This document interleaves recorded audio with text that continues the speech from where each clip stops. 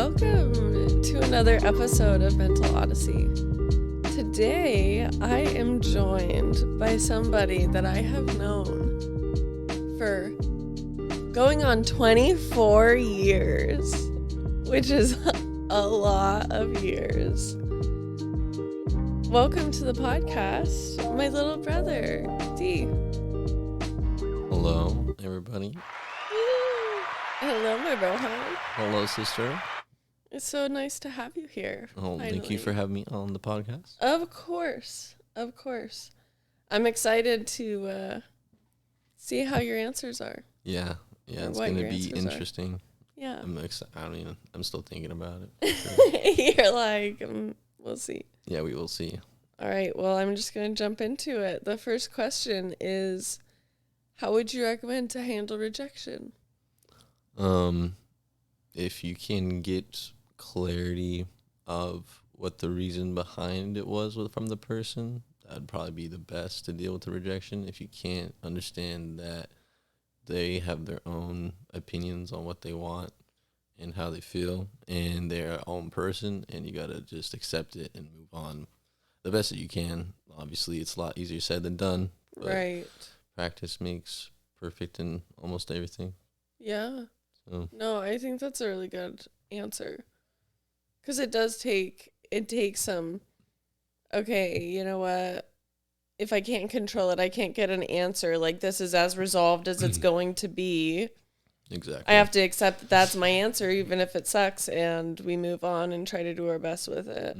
Because you're not going to get the full resolution if they're full rejection. You know, there's going to be that absence that you're going to still feel, but moving through it, it's literally all you got to do is just move through it, because, like, you can't ponder. Right. Ponder makes your brain tick too much. Yeah, ideally, it's nice to be able to hear from the person, even if it's not what you want to hear. Mm-hmm. It's nice to have that game of, like, what ifs, whys, and then you floating have the around. knowledge to hopefully change it in the past or in the future. Yeah, guess, exactly. not the past, something to learn from, something to grow from, so that it's like, yeah, it hurt, but I got this out of it, so it was worth it. Knowledge is key, for sure. It is. I like that answer. Thank you. Mm-hmm. So the next question that I have is, what is the antidote to loneliness? Maybe find some hobby to keep your mind distracted on something still productive, I would say, because if you don't have anything productive that you're doing that's a hobby, you're still going to feel lonely in your own, like, presence. But if you should do something productive through the day, and then you'll go and do your actual tasks of your, like, responsibilities, and then you save your hobbies for, like, the last production process, then you can have the rest of the day to chill. No, I would say definitely keeping yourself productive is to keep yourself from being lonely, because if you keep yourself at home sitting on your ass watching shows and doing most of what I would assume most people do in their free time, because, like, I'm guilty of it, and I'm still going to be trying to motivate myself to do more, but the motivation and knowing where to go is another aspect of the journey of getting yourself out of the lonely headspace. Right. Yeah, hobbies definitely help you get out of the depression, the dark headspace, because you're around people that have similar interests as you. Mm-hmm. But it is really easy to get stuck in a loop of just doing the same old shit. Mm-hmm, yep. Because it's comfortable. And, like, what else am I supposed to be Especially doing? the, like, hobbies that aren't productive, of just sitting at home and watching shows, you know, Right. binging a really good show or whatever, you know. No, I totally agree. And I think it's interesting because I think that that's pretty crucial to how we grew up. I think that our answers, like, kind of being the same. I mean, I remember, like, when we would come home, the only thing that we could do besides, like, pick on each other was watch TV. Watch Cyber Chase. Yeah. Arthur and all of those shows. The freaking PBS. Yeah. What was it? PBS show? Yeah. TV channel or whatever. Yeah. Yeah, we were the proud listeners. Yeah, PBS is a proud like sponsor for viewers like you or something like that. Thank you. And we're like, you know. yes, sir. If you know, you know. Literally. If you know, you know. But yeah, I feel like that's how we grew up to, like, that's how you spend free time. I mean, obviously, I think being around Furf, he made us go outside a lot more. Oh, yeah. I don't know if we would have gone outside as much. A lot more of he had, I can't speak more of an English. Imagination. Yes, more of an imagination to like get us to go and do like something outside. Because something creative. I mean, we grew up in a time where like TV was like being introduced. I would say more like what's more frequent to have TVs in houses, and so it was really easy access for us in this generation growing up. Now everyone has their own like computers in their pockets. Yep. So.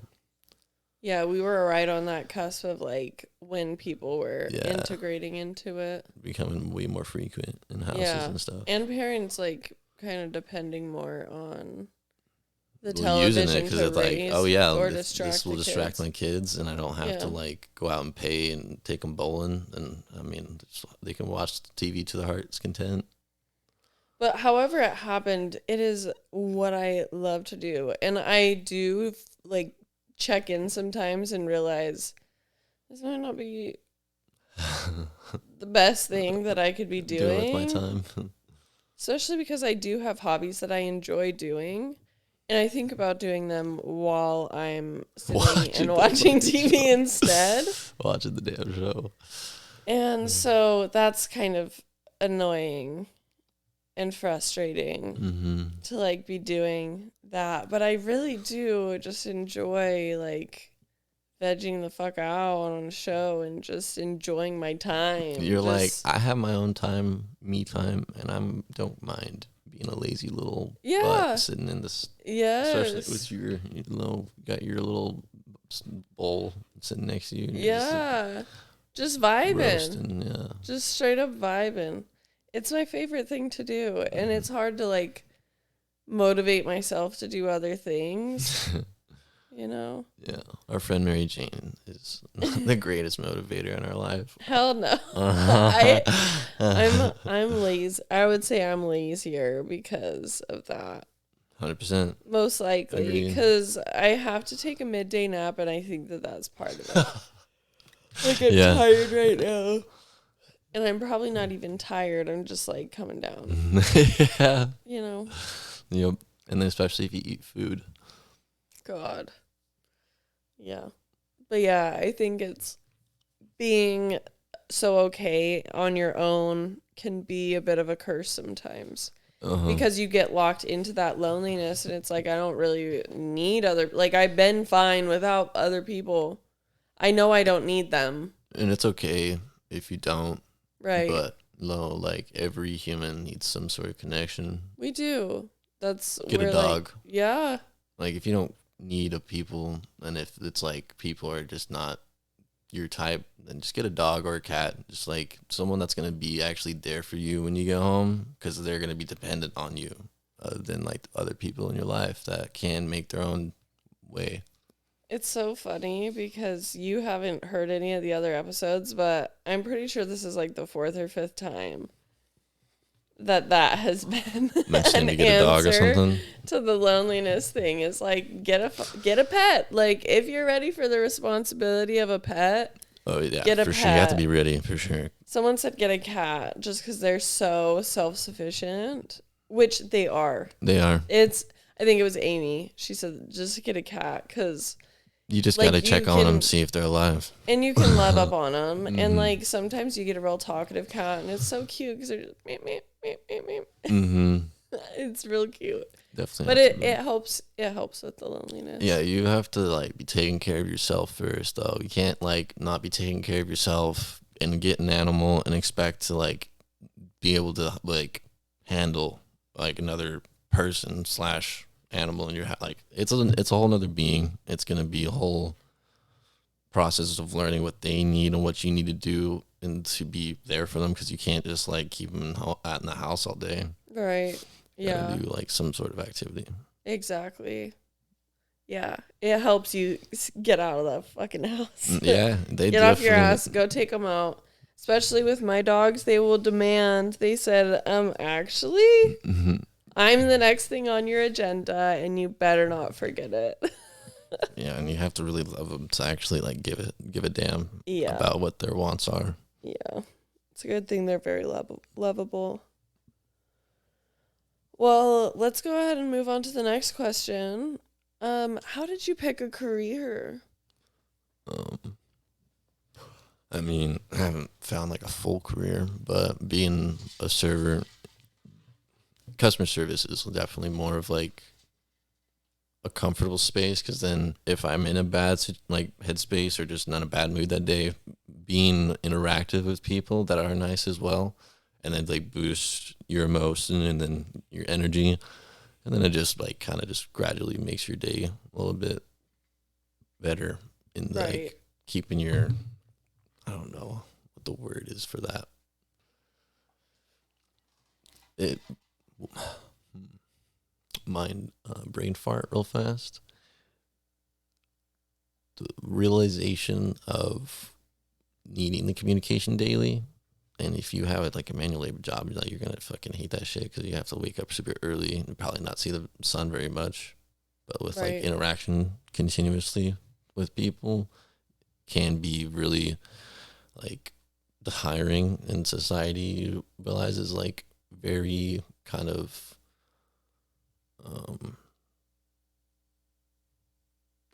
what's the word?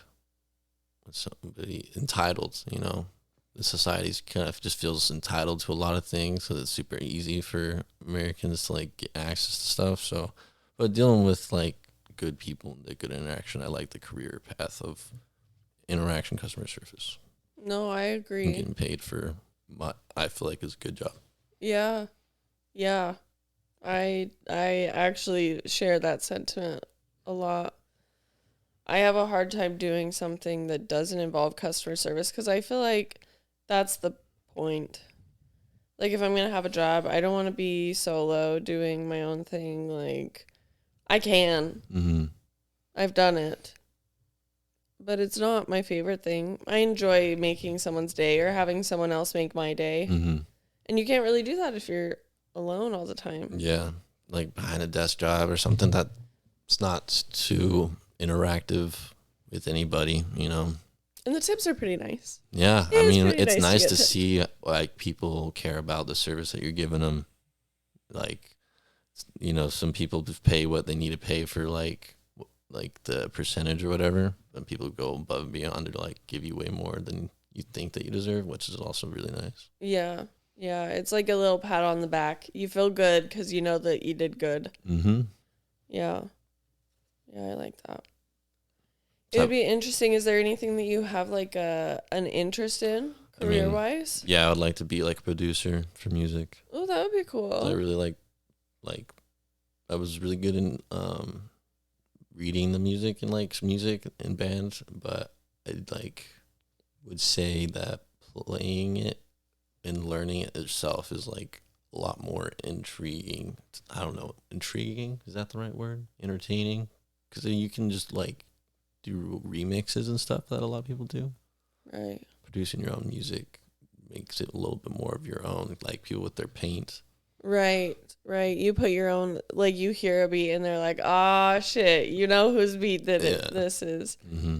You hear that little producer cut at the beginning and it's like, I Mm-hmm. love Mm-hmm. it. Exactly. And then you Yeah, have your own style that you can do with other people. exactly. No, that would be way sick. I think, I don't know, we've both had a lot of interest in the past with making music and just like being enveloped in music, in the beat, in the music making process too. Just all of it. Like it's Mm-hmm. like, oh my god, hold on, listen to this part. Oh Mm-hmm. my god, let's Yeah, go, let's everyone, go. and I'm not listening too much to the lyricism, which lyricism's always good in music, and it's when it's real good music, it's real art in the lyricism. It's nice, but like the production carries music 100%. When you Yeah. like hearing the guitar riff and like some rock band shit or anything like that, and you're just like, ooh, this is the best part, and then you turn it up louder because like they're done talking or singing in the lyrics, and then you like turn it up for that riff and then the solo of the drums because the instruments carry. Mm-hmm.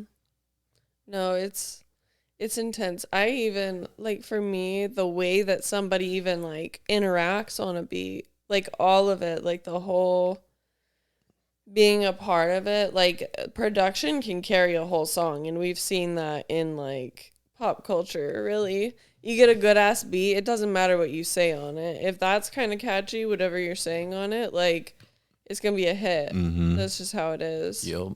So, yeah. I think that would be cool. 100%. I want to stay tuned on that. We'll have to do an update. Oh, for sure. It would be sick. I saw this thing. Oh, wait. Jake, you know my friend Jake. He was on the podcast the other day and he showed me this little like vision board, right? Where it's like where he wants to be. So like if you want to produce music, it's like, okay, let's think of like what are all of the different things that a music producer does? Mm-hmm. What are like, and then like you write it out and you have this whole web of different things that you can do that are like within that space. And it breaks it down to where it's actually actionable, where it's like, okay, what's a good like first step? Overwhelmed. Yeah, which for me, like I said, like anything that's not better than right there with a good show on, it's not really going to get done unless it has to. Mm-hmm. You know, unless if like my feet are being held to the fire in some way. Mm-hmm. So making it something where it's like, you know what, I could actually do that. Like with the podcast, if Tom weren't like, oh, let's buy the equipment, I wouldn't have one right now. I would still be in that thinking phase. But that was like, I was like, oh, he's like, okay, what would it take to get it started? Mm-hmm. You know, because I had been looking at it for a while. I'd looked at some YouTube videos and like researched equipment Mm-hmm. and kind of had an idea about what I wanted. I wish I would have got different mic stands. That's besides the point. But you live and you learn. You live and you learn. This is like the OG setup. So anyway, sometimes breaking it down into that, like, okay, what would you need to be able to get started? Okay, like, how would you, what, like, course do you need to take to be able to learn the setup, you know, of it? Which for me, that step is like, ugh, I don't want to do that. Mm-hmm. It's the I don't overwhelming wanna learn aspect any of of that trying to learn shit. it. Yeah. But anyway, I think it would be cool to do a little breakdown of how to make that actionable. Just little tiny steps that you can cross off when you find, you know, an opportunity to do it. Yeah. It would be a lot more of a base list and agenda plan to like make the process continue. Mm-hmm. Start some momentum on it. Yeah, exactly. Yeah. Exactly. I like that. So the last question that I have is, what has it been like to be in a long-term relationship? Long-term relationships are definitely like,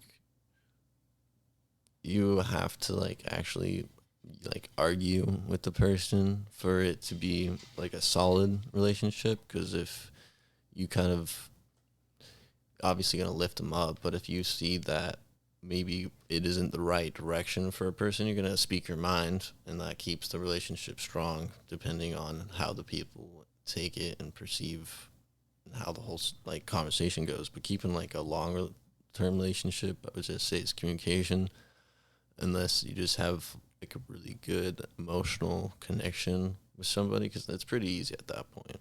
Right. Because you can be like out of different states and still keep a connection over like social media or whatever else. Well, that's usually built off of a relationship where you've like done some time and some trust building. I feel like the sad thing is, I feel like the only like long-term relationships that usually last longest is from childhood. Whoever you meet as a child, like friends or family, or just like somebody like teacher, you know, those people are usually the ones that you have the longest relationships with, because finding like a long relationship as an adult, it's hard. it's hard because you have so many like responsibilities and things that you have to like kind of keep your mind and focus on. But as a kid, you're just open to like socializing. Right. And you have the time to do it. You're not stressed. Yeah, You don't have a job. Like, and a lot of the times, the people that you're going to meet at your job aren't necessarily going to be people that you're going to hang out with outside of your job. Mm-hmm. So then this kind of like circles back to what you said for loneliness, like having a hobby. Having a hobby as an adult is really important if you don't have strong relationships that you can take from your childhood. Because, like, where the fuck else are you going to meet people? 100%. I mean, sometimes people meet people in school, but at the same time, sometimes you don't build a lasting relationship with the people that you have in school. Sometimes it's just like work, where it's like, I don't necessarily want to hang out with this person outside of this common interest that we have, you know, or like this common like overlap, because you usually don't choose the people that you're in class with or that you work with. Right. You're just assigned these people in your life that you spend a large amount of time with. The consistency of going to the same repetitive place and seeing the same people there makes it a lot easier to grow a relationship with like jobs and school. I feel like a lot of people that either get homeschooled or don't do public school is missing out on like a social aspect. Right. But they're like also save themselves from probably a lot of like emotional and like physical damage. Bullying. Yeah. But I definitely feel like the social aspect of like, because everyone in your school is in your age, and when you grow up as a kid, you're not really thinking too much of like how getting old is gonna take your like whole view on life changes. So you're like, damn, maybe I should reach out to this old classmate and see if we can reconnect, because I enjoyed hanging out with them when I was at school. Maybe as a kid they were kind of like an annoying nuisance, and now they may have matured and have more better like humbled approach on stuff. Right. Yeah. Be able to reapproach a relationship. Yeah, for sure. Yeah. And like knowing that person already will make it probably stronger depending on everything.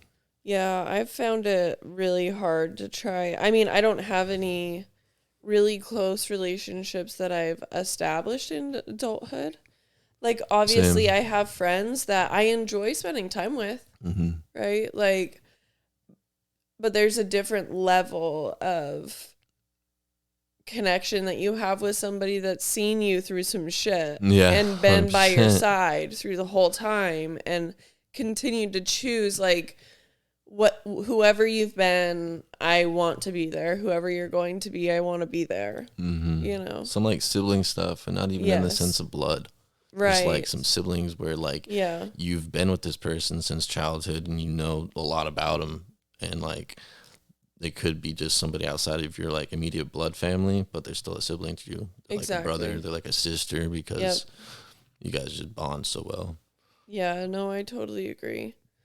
I mean, I feel that relationship with Sheila and Ashley. Like, it's very nice to have a relationship that you don't really have to worry about. I feel like that's what it is. Like, as an adult, you don't have a lot of time to be always building a relationship. Asking how their life's been and stuff. Yeah, and it's like sometimes I only have a little bit of time to catch up, or they only have a little bit of time to catch up, and our lives overlap for, you know, a short period of time, and you don't think about that when you're a kid. And when you catch up, like, you don't want to just do small talk either, because like if it's like somebody you've known for a while, you want to know that you gotta go gritty. How you been? Like, and what's don't your real say feels? I've been fine. Yeah. Let's talk about it. Yeah. What's been going on in your life? Elaborate. Yes, exactly. Exactly. I really think that having a few close people that you have that are like ride or die, that you can just depend on, you know, they're going to be there, you know, you could call them if you need any kind of emotional support. It's so important to have somebody that you can be like that with. Yeah, and those people that you dread to call because they're always going to ask how you are, those are the people you need to keep. Yes, exactly. Like, as much as it sucks to talk about your emotions, because no one really wants to deal with their emotions. Like, let's be honest, there's no one in this world that's like super content with who they are and what they've chosen in their life path. Right. So, you know, just I kind of lost my train of thought, but not everybody's happy with like who they are. Yes, exactly. Yeah. Yeah, I lost where we were too. But yeah, relationships are important. They are. You gotta keep them bonded. Yeah, long-term relationships are hard. It does require arguing. It does. Like you said, like it requires conflict that can be productive. You have to be able to disagree about something and hold space for resolution to happen. Because otherwise, it's not going to work out. Yeah, you gotta have the maturity as well to like not take it so personal. Because like when you get hit with true stuff, when somebody starts calling you out on some real stuff, bro, you're gonna get defensive real quick, 100%. And you're gonna want to like argue with them and call them a bunch of crazy names and whatever else. Because like I've done it with my siblings, you know, and like you feel hurt, you feel you got called out, but then you like think about it and you're like, dang, maybe they totally were right. And then you're like, I need to apologize to this person, because then you know they have like a real homie that just called you out. They help you see your errors, because the people that don't call you out and don't tell you about your errors are just kind of riding till they can take like a step over you, I feel like. Yeah, because it's like there's one thing to try and not hurt somebody's feelings, but at a certain point, you have to. You're doing somebody a disservice if you're not willing to hurt their feelings. If like the option is hurt their feelings and grow, or protect their feelings and stay the same. Because if you see in something like in somebody else room for growth and you're not willing to address it with them, you're doing them a disservice, especially if you're one of their close people. Yeah. And some people are just not good at accepting that kind of feedback from other people because they aren't used to it, or they've just historically been uncomfortable with receiving that kind of feedback. But I really do think that it's important to be open to it and to be open to giving honest, sometimes hard to hear feedback in a way that's like loving. It's like, because I love you, I see this in you and I want you to be aware of it. And I think that you have room for improvement here. And not a lot of people are even going to even have that like common sense, because they never got it from when they were a child in their household. Like no one actually probably gave them any sort of emotional attention that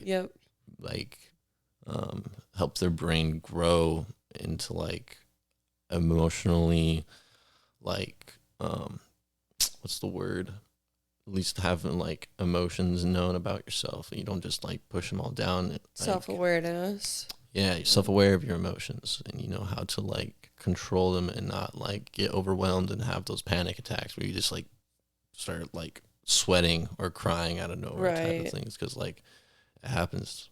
It happens for sure. Yeah. No, I get that same way. It's weird.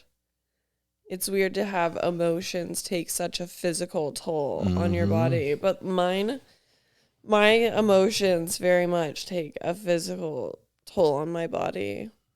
Like I'll get shaky. I'll get like, my jaw will start like, I have to like put my tongue out to keep it from like clenching too hard or chattering, and I'll sweat through a shirt. It's intense. I want to know why I'm like that. You just have a very strong like feeling about it, I would assume. Just like strong, it must be very, very strong feelings. Because like when you get excited, you know, and when you're like super happy, you start crying. There's like the happy tears. It's so true. Just, like, the strong and you emotion can't of control it. Seeing like your best friend come back from some crazy accident, you're like, oh my God, yes, dude, type of thing. Yeah. I'm so happy to fucking see you. You're just like moved with emotion. No, I totally agree.